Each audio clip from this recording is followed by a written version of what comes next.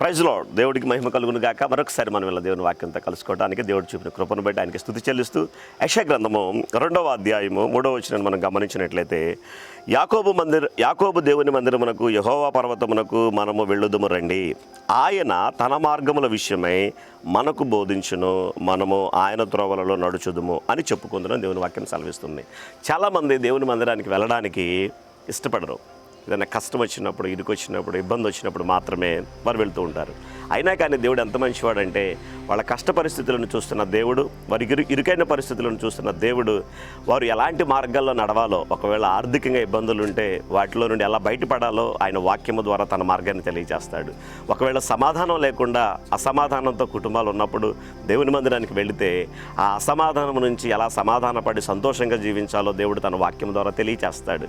అలాగే మరి ఏ పరిస్థితి అయినా కానివ్వచ్చు, లేదా నిజదేవుడు ఎవరో తెలుసుకోవడానికి అక్కడికి వెళ్ళినా కానీ దేవుడు ఎలాంటి వాడు, ఎలాంటి గుణగణాలు కలిగిన ఆయన, ఎలాగూ తన ప్రేమను కనపరిచాడు అనే విషయాన్ని కూడా దేవుడు తన వాక్యం ద్వారా తెలియజేస్తాడు. అందుకే మన పరిస్థితులు ఎప్పుడు ఎలాగూ ఉన్నప్పటికీ కూడా దేవుని మందిరమును మానకుండా వెళ్ళినప్పుడు ఆయన తన వాక్యము ద్వారా, తన దైవజనుల ద్వారా, ఆయన వాక్యము ద్వారా ఆయన తన మార్గాలను మనకు తెలియజేస్తాడు.